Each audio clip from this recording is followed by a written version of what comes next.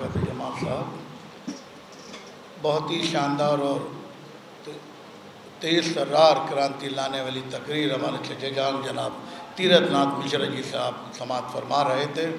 उन्हें मुल्क के लिए और इस्लाम के लिए जो बातें कही बेहद यकीनन बिल्कुल सही बात थी। जब जब हिंदुस्तान को ज़रूरत पड़ी तो हिंदुस्तान के सभी बाशिंदों ने अपनी जान की आहुति देकर हिंदुस्तान को बचाने के लिए अपनी जान की आहुति दी। किसी ने कहा कि लोगों ने टूटने और बिखरने का चलन मांग लिया, हमने हालातों से शीशे का बदन मांग लिया।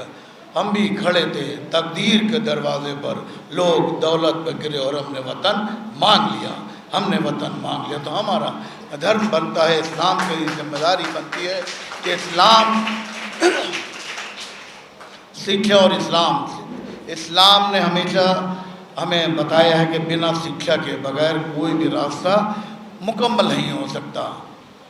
क्योंकि पुरानी कहावत है, इल्म और शिक्षा लेने के लिए दुनिया के किसी भी कोने में अगर आपको जाना पड़े तो आप कहीं भी जाइए, पैसा लेके उधार लेके जाइए, एक वक्त भूखे रहिए, लेकिन अपने बच्चों को अच्छी से अच्छी तालीम देने के लिए दूर दूर तक भेजना चाहिए। जिसका नतीजा भी आपने तीरथनाथ मिश्रा जी कह रहे थे कि 51 यानी 51 लोग जो हैं IAS और इनसे CBS और बड़े बड़े एग्ज़ाम पास करके आज ऊपर ऊंचे पदों पर पहुँचे हैं। ये सिर्फ और सिर्फ उसमें गरीब बच्चे भी थे, गरीब लोग भी थे जिनके घर में एक वक्त की रोटी थी और एक वक्त का खाना नहीं मिलता था, उनमें वो भी बच्चे पास हुए हैं।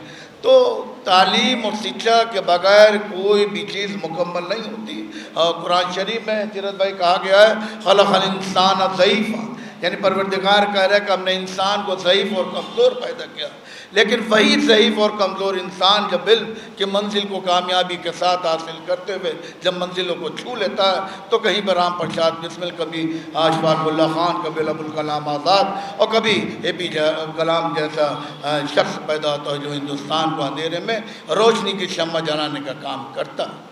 जहाँ अंधेरी की जंजीरें आपको जकड़े रहती हैं, वहाँ उन जंजीरों को तोड़ते हुए इस्लाम और इल्म को आगे बढ़ाते हुए जो अंधेरा होता है उसको काली घटाओं को छाट के एक खूबसूरत इल्म की प्यार बिछाता है, जिसको जब आदमी हासिल करता है तो न जाने दुनिया में आपने ये देखा है कि जो बड़े बड़े IAS और जितने भी अधिकारी हो, बड़े बड़े अफसर होते हैं या बड़े बुलंदियों पर, चाहे प्रेसिडेंट हो या प्राइम मिनिस्टर हो, ये सब इल्म की बदौलत वहाँ तक पहुँचे हैं और बिना इल्म के कुछ नहीं होता। आज बड़े बड़े अधिकारियों के पास हम लोग जाते हैं और बाहर लाइन लगाए रहते हैं, डॉक्टर साहब, सिर्फ और सिर्फ इसलिए होता है क्योंकि उनके पास तालीम होती, इल्म होता है। उन्हीं ने अपने जीवन के 25 साल सारी इधर उधर की चीज़ों को छोड़ के इल्म और इस्लाम एजुकेशन को हासिल किया। हासिल करने के बाद तब कहीं जाके वो बुलंदियों को हासिल करते हैं। सोने को आप जितना पकाइए, जितना पकाते रहिए, तब कहीं जाके उसका असली जो रूप होता है वो निकल के आता है।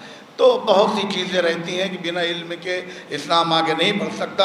और इस्लाम ने भी कहा कि बिना जिस मुल्क में रहिए, जहाँ रहिए, जिस देश में रहिए, उसके वफ़ादार रहिए। अगर वहाँ से आपकी वफ़ादारी नहीं है तो आप सही माने में इस्लाम को मानने वाले नहीं हैं, सही माने में आपने इल्म और इस्लाम शिक्षा प्राप्त नहीं की है।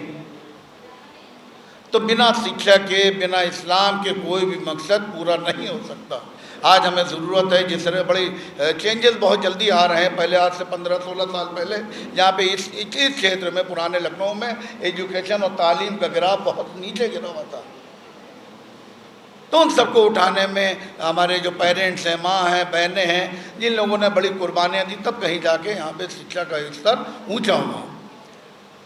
तो इन सबसे जोड़ते हुए सबसे पहले हमारे बीच में हमारे दूरस जैदी साहब हैं जो किसी तारुफ का महताज नहीं हैं, हमारे डॉक्टर जावेद मसीह साहब, ताहिर भाई, जमाल साहब, अजरा साहिबा, हमारे चचा जान जो कि हमेशा हमारे वालिद साहब के साथ बहुत लंबा हम लोग का राजनीतिक सफ़र रहा है। पिताजी की उंगली पकड़ के राजनीति की बारीकियाँ, समाज की बारीकियाँ सीखते सीखते आज 50-55 साल की उम्र की दहलीज के ऊपर कदम रखा।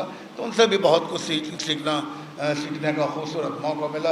इमदाद साहब हमारे छोटे भाई हमेशा लोगों की मदद करने में हमेशा रहते हैं, आगे रहते हैं। और साथ में हमारे चर्चिल भाई जो किसी तारुफ का मोहताज नहीं है, बड़े बड़े कई मुख्यमंत्रियों के साथ, कई गवर्नरों के साथ आपका सफ़र रहा है, चाहे नारायण दत्त तिवारी साहब रहे हों या सिफ्तर रज़ी साहब रहे हों। ये भी हमारे वालिद साहब के साथ बहुत काम किया है, लोगों की बेहतरी के लिए काम करते हैं। पूरा जीवन डेडिकेशन में रहा है, कुर्बानियों में रहा है, लोगों की समाज और मदद करने में रहा।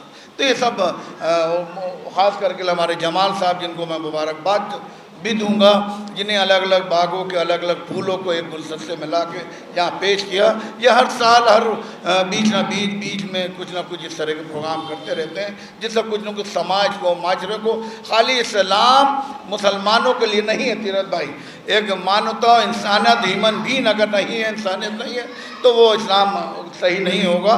तो हमारा फ़र्ज़ बनता है कि सबसे पहले हम अच्छे नागरिक बने, सबसे पहले हम एक भारतीय बने, सबसे पहले हम एक मानवता को आगे बढ़ाने वाले शख्स, व्यक्ति बने, तो तब कहीं जाके हम मुकम्मल होंगे। तो जमाल साहब को बहुत ज़्यादा मुबारकबाद भी देते हैं और यही दुआ करते हैं कि जिस तरह से ये काम कर रहे हैं उन कामों को आगे बढ़ाते रहिए।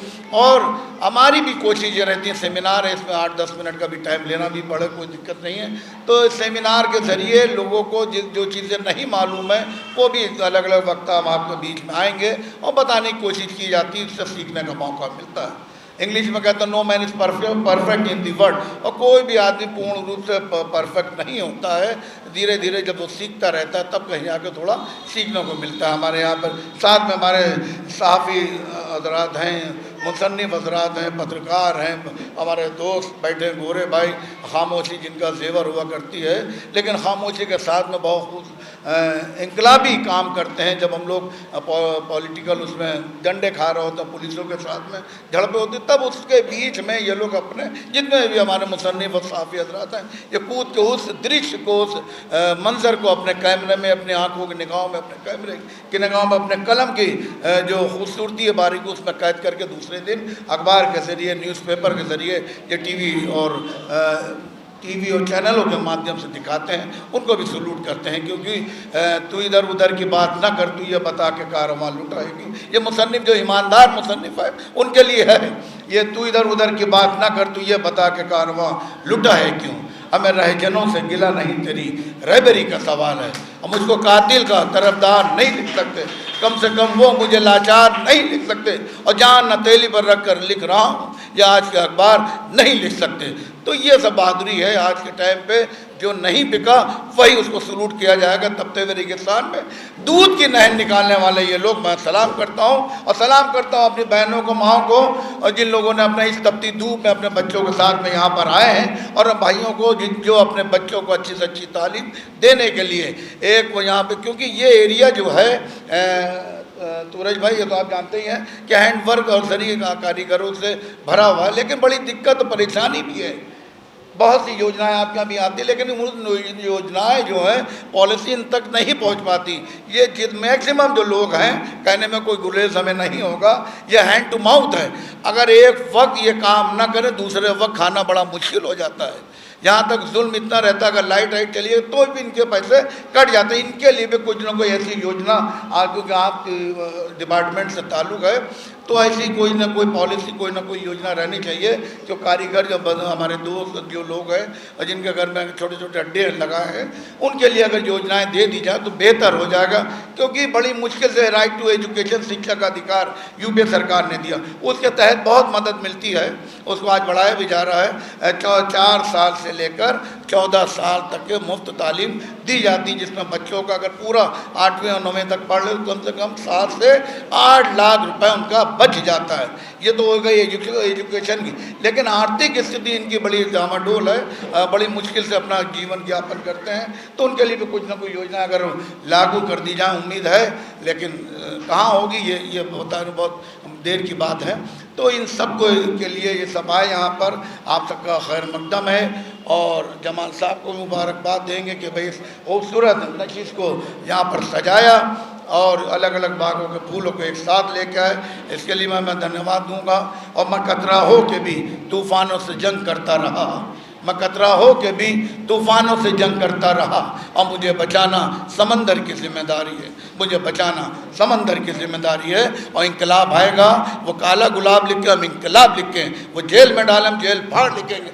जय हिंद, जय भारत, जय देश। आप सब सलामत रहें, खुश रहिए। आने वाली जो भी कामनाएं इच्छाएं हैं वो सब परवरदिगार भगवान ईश्वर सब पूरी करे। और गीता का भी एक श्लोक है जिसमें कहा गया है कि कर्मण ये वादिका रस्ते माँ फलेशु कदाचन माँ कर्म फल दुर्भुमाते, यानी कर्म करते रहिए, फल की चिंता न करिए, लेकिन हम होंगे कामयाब। एक दिन वो दिन करीब है इंशाल्लाह। आप सब सलामत है। बहुत बहुत शुक्रिया।